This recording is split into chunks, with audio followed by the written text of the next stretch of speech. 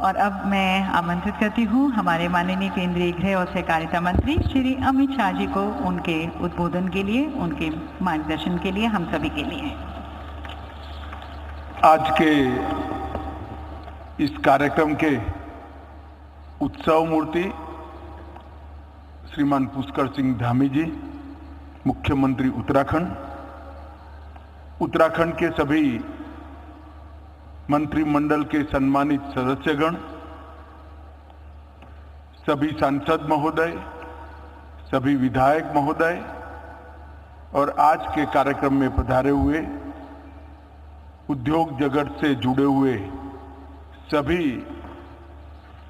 Destination Uttarakhand को सफल करने के लिए आए हुए प्यारे भाइयों और बहनों और विद्यार्थी मित्रों, आप सभी को नमस्कार। आज सबसे पहले मैं इस देवभूमि को और देवभूमि में स्थित बाबा केदारनाथ, बद्रीनाथ को प्रणाम कर कर मेरी बात की शुरुआत करना चाहता हूं। धामी जी ने ठीक ही कहा कि आज का कार्यक्रम ये डेस्टिनेशन उत्तराखंड का समारोह नहीं है, कई चीजों की शुरुआत है। मैं भी मानता हूं, जब ये डेस्टिनेशन उत्तराखंड की परिकल्पना मैं पहले उत्तराखंड आया तब श्री धामी ने मुझे समझाई, तब मेरे मन में भी एक हल्का सा डाउट था, मगर धामी जी बड़े उत्साह से समझा रहे थे, मैं कुछ बोला नहीं। मैंने बोला क्या लक्ष्य रखा है धामी जी आपने? तो उन्होंने कहा 2 लाख करोड़ का है, परंतु आज 3.5 लाख करोड़ के एमओयू समाप्त हो चुके हैं। मैं धामी जी के नेतृत्व में समग्र उत्तराखंड के प्रशासन को बहुत बहुत शुभकामनाएं देना चाहता हूं और बधाई देना चाहता हूं। मित्रों, आज का ये समारोह 3.5 लाख करोड़ के एमओयू के साथ नए उत्तराखंड की अनंत संभावनाओं को तराशने की शुरुआत। अब उत्तराखंड अपने राज्य की प्राकृतिक सौंदर्य को बिगाड़े बगैर इको फ्रेंडली तरीके से किस प्रकार से इस छोटे से राज्य को उद्योग जगत के साथ भी जोड़ा जा सकता है, इसका एक मजबूत उदाहरण समग्र विश्व के सामने बनेगा, इसका मुझे पूरा भरोसा है। और इसीलिए हमारे प्रधानमंत्री मोदी जी ने बहुत विश्वास के साथ उत्तराखंड की पहाड़ियों पर आकर कहा कि 21वीं सदी का तीसरा दशक उत्तराखंड का दशक होगा।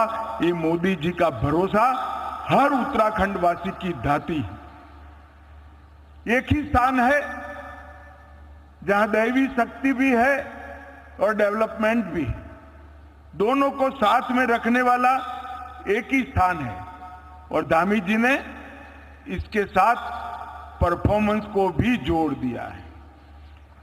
बड़ी विनम्रता के साथ अभी जो टनल में फंसे हुए 41 श्रमिक भाइयों को निकालने का श्रेय धामी जी ने भारत सरकार में प्रधानमंत्री जी को, सारी एजेंसियों को देने का प्रयास किया।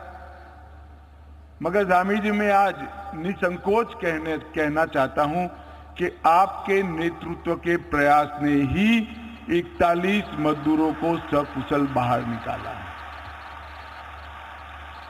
पूरा देश चिंतित था, पूरा देश सोच रहा था क्या होगा ये श्रमिक भाइयों का।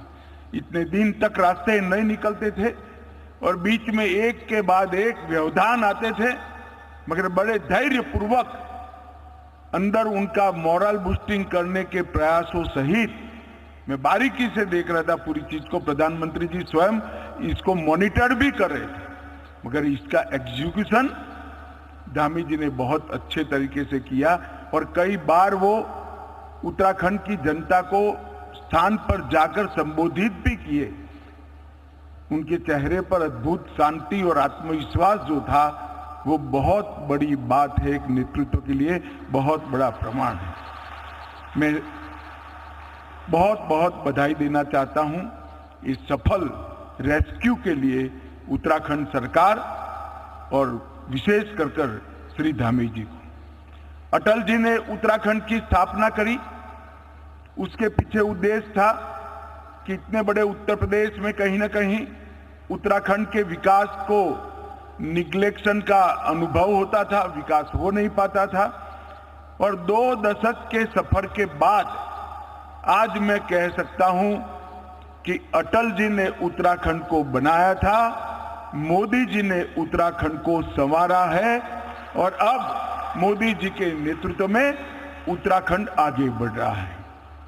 मित्रों, आज यहां पर डेस्टिनेशन उत्तराखंड के नाम से ग्लोबल इन्वेस्टर समिट हुई। 2 दिन की समिट में 3.5 लाख करोड़ के MOU हुए और आज कई प्रकार की नई शुरुआत उत्तराखंड के अंदर अनंत संभावनाओं को खोलने वाली शुरू हुई है। परंतु आज मैं आपको बताना चाहता हूं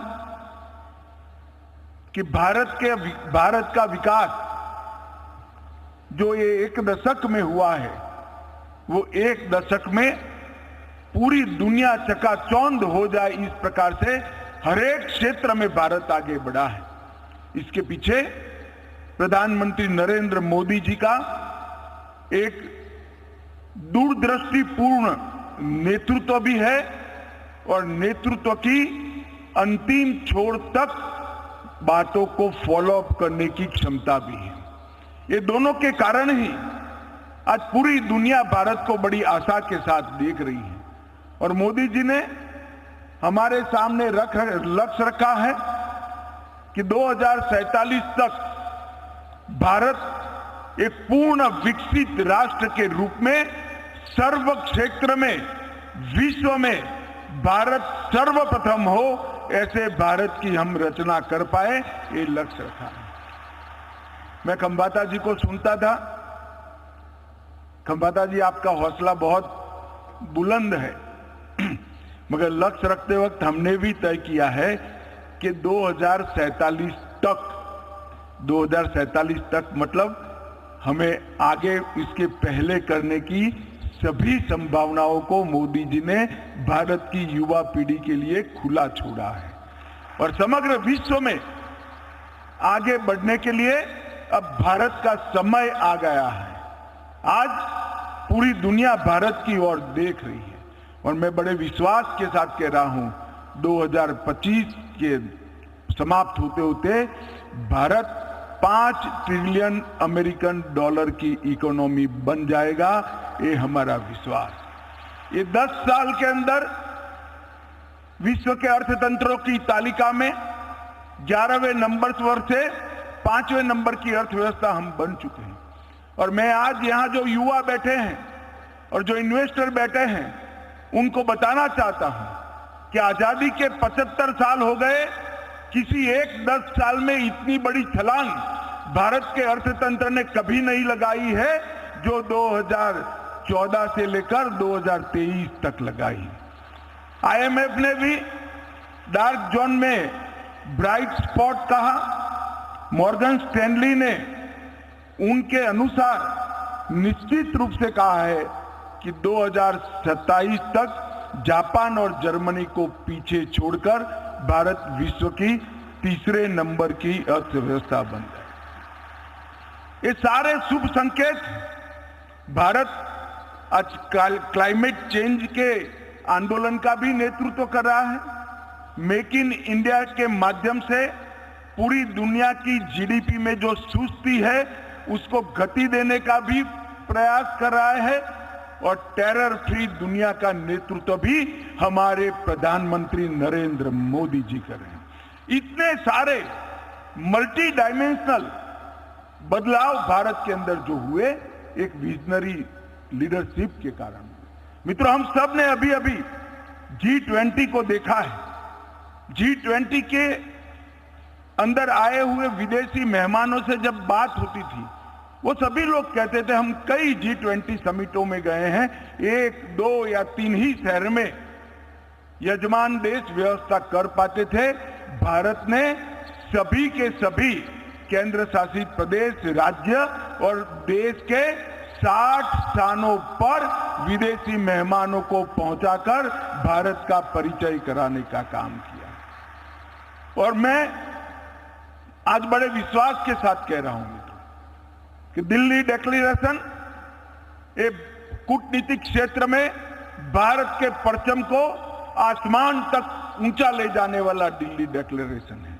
ये दिल्ली डिक्लेरेशन को कई दशकों तक याद किया जाएगा और इसके अंदर अफ्रीकन यूनियन को सदस्य बनाने की जो घटना हुई है, समग्र दुनिया के पिछड़े देशों का नेतृत्व ऑटोमेटिकली भारत के पास आ गया है। इस प्रकार का विजनरी नेतृत्व नरेंद्र मोदी जी ने दिया।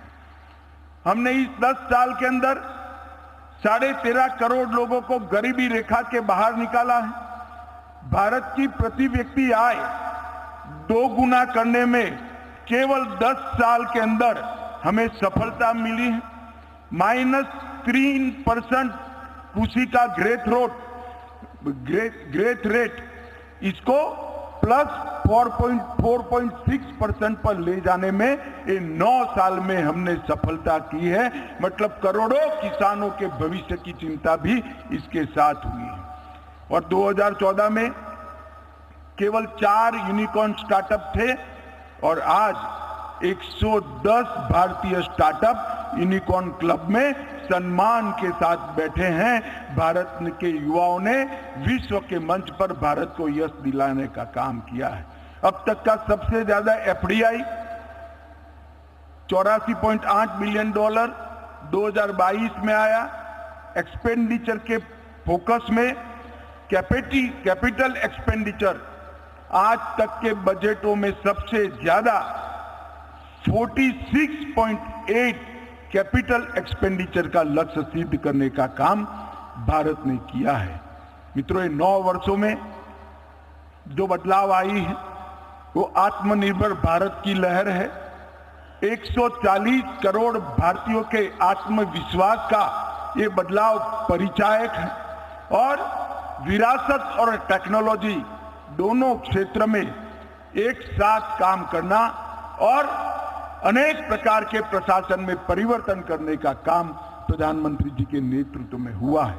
राजनीतिक स्थिरता, भ्रष्टाचार मुक्त शासन, जन कल्याण की नीतियां, इन्वेस्टमेंट फ्रेंडली एजेंडा और शांतिपूर्ण माहौल, इस सभी मामलों में 9 साल के अंदर ढेर सारा काम हुआ है। इसके लिए मैं मोदी जी को बहुत बहुत बधाई देना चाहता हूं। और आज जब मैं यहां पर आया हूं तब ये जरूर कहना चाहूंगा, मैं एडमिनिस्ट्रेशन के आंकड़ों का विद्यार्थी हूं। उत्तराखंड की स्थापना से लेकर अब तक के उत्तराखंड के प्रोग्रेस के आंकड़ों को मैं बारीकी से देखता हूं, क्योंकि ये उत्तराखंड, झारखंड और छत्तीसगढ़ की रचना अटल जी ने छोटे राज्यों की रचना कर विकास को गति देने के एक्सपेरिमेंट के लिए की थी।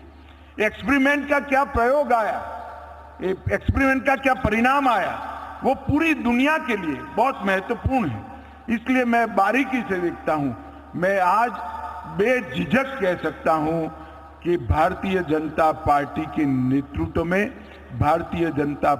नेतृत्व में और पुष्कर सिंह धामी के मुख्यमंत्री काल में उत्तराखंड ने सबसे ज्यादा प्रगति करने का काम किया है। और ये प्रगति ऑल अराउंड प्रगति हुई, हर क्षेत्र के प्रगति हुई। कई प्रकार के नए नए इनिशिएटिव, चाहे भारत की सीमाओं पर खाली होती गांव पलायन, इसको रोकने के लिए इनिशिएटिव लेना हो, चाहे यात्रा को सुचारू रूप से चलाने के लिए व्यवस्थाएं खड़ी करनी हो, चाहे इंफ्रास्ट्रक्चर खड़ा करना हो, चाहे इन्वेस्टमेंट फ्रेंडली पॉलिसियां बनानी हो। मैं तो आश्चर्यचकित हूं, 3-6 साल के अंदर 30 से ज्यादा पॉलिसी बनाकर उत्तराखंड ने अपने आप को पॉलिसी ड्रिवन स्टेट का बिरुद अपने आप प्राप्त करने का काम किया। धामी जी कहते हैं कि यहां आपको हर जगह अच्छा डेस्टिनेशन मिलेगा, कुदरत ही कुदरत है, देव भी है, मगर मैं कहता हूं कि यहां पर भ्रष्टाचार मुक्त शासन भी है जो इन्वेस्टमेंट के लिए बहुत जरूरी है। आज वैश्विक भ्रष्टाचार विरोधी दिन है और कोइंसिडेंट देखिए कि 2 दिन पहले ही अखबारों में हमने ऐसी तस्वीरें देखी, मैं तो अचंभित रह गया। किसी पार्टी के सांसद के घर से इतने सारे नोट निकलना, मैं विश्वास से कह रहा हूं, इतने सारे इंडस्ट्रियलिस्ट बैठे हैं, आपने इतने नोट आपके जीवन में नहीं देखे होंगे, सिर्फ बैंक का काम करने वाले ट्रेजरी के लोगों ने ही देखे होंगे। परंतु आज मोदी जी के नेतृत्व में पारदर्शिता के साथ विकास का सूत्र जहां जहां भारतीय जनता पार्टी की सरकारें हैं वहां जमीन पर उतरा है, वास्तविक बना है। और आज मोदी जी ने जिस कठोरता के साथ भ्रष्टाचार के खिलाफ काम किया है, मैं देश की जनता को विश्वास दिलाना चाहता हूं कि भ्रष्टाचार करने वालों को बख्शा नहीं जाएगा। कितना भी बड़ा व्यक्ति है वो उसका दंड भुगतेगा। उत्तराखंड के अंदर हमने एक पारदर्शी माहौल उत्तराखंड सरकार ने देने का प्रयास किया है। मित्रों, ढेर सारी संभावनाएं उत्तराखंड में पड़ी हैं। एक तो राजधानी के बहुत नजदीक है, हमारा स्पेशल रोड बन जाने के बाद आप दिल्ली से देहरादून 2.5 घंटे के अंदर पहुंच सकते हैं और इसके साथ साथ पूरे विश्व के यात्रिकों को यहां लाने की क्षमता उत्तराखंड में है। पूरे भारत में सबसे शांत और सुरक्षित राज्य अगर कोई है तो हमारी देवभूमि है, हमारा उत्तराखंड है। इसकी कानून और व्यवस्था पूरे देश में सबसे कम अपराध दर वाले राज्यों में से एक राज्य उत्तराखंड है और यहां पर औद्योगिक संघर्ष 0 है। औद्योगिक संघर्ष के कारण, हड़ताल के कारण कम से कम मानव दिन की क्षति जहां पर हो, ऐसा राज्य उत्तराखंड है। और इसके साथ साथ 30 पॉलिसी के तहत ये पॉलिसी ड्रिवन स्टेट भी बन चुका है। और मैंने जैसे पहले कहा, पारदर्शिता अब उत्तराखंड का स्वभाव बनी है। आपको कभी भी भ्रष्टाचार का शिकार नहीं होना पड़ेगा। इस प्रकार का शासन हमने उत्तराखंड में देने का काम किया है। मित्रों, केंद्र सरकार के नीति आयोग के सुझावों के अमल करते हुए सेतु के अंतर्गत इन्होंने 3 सेंटर भी स्थापे हैं जो economic development, public policy and good governance और एविडेंस बेस्ड प्लानिंग, ये 3 विषयों पर समग्र देश की पॉलिसी की चिंता और चर्चा करने के सेंटर बनने वाले हैं। तो इसका मतलब है आने वाले दिनों में उत्तराखंड पॉलिसी मेकिंग में भी अपनी बहुत बड़ी भूमिका तय करने वाला है। यहाँ पर्यटन, सेवा, एमएसएमई, लॉजिस्टिक, कस्टमाइज्ड पैकेज और इसके साथ साथ आईटी के लिए और विशेषकर पर्यटन और आयुष के लिए ढेर सारी संभावनाएं उत्तराखंड राज्य में पड़ी हैं।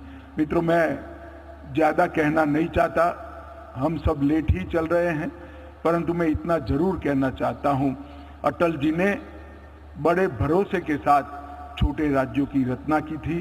पूरे देश की जिम्मेदारी है कि ये छोटे राज्यों का प्रयोग सफल हो।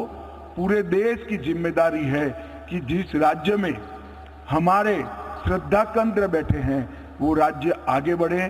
पूरे देश की जिम्मेदारी है कि देश के 40% हिस्से को पीने का पानी पहुंचाने वाली गंगा जी और यमुना जी जहां से निकलती है वो उत्तराखंड को हम मजबूत करें, विकसित करें, आगे बढ़ाइए। मैं आज उद्योग जगत के सभी लोग जिन्होंने 3.5 लाख करोड़ का इन्वेस्टमेंट यहाँ किया है, वो लोगों का भारत सरकार की ओर से, उत्तराखंड सरकार की ओर से और धामी जी की ओर से बहुत बहुत धन्यवाद करना चाहता हूं, साधुवाद देना चाहता हूं और विश्वास भी दिलाना चाहता हूं। आपने भरोसा कर उत्तराखंड सरकार पर यहां आए हैं, आपको कोई दिक्कत नहीं होगी। रेड कारपेट वेलकम से भी ज्यादा हृदय का स्वागत यहां पर आप फील करोगे, ऐसा मेरा भरोसा है। मैं उत्तराखंड की देवभूमि की जनता को आने वाले उत्तराखंड के अच्छे दिनों के लिए अनंत अनंत शुभकामनाएं देकर मेरी बातों को समाप्त करता हूं। वंदे मातरम, भारत माता की जय।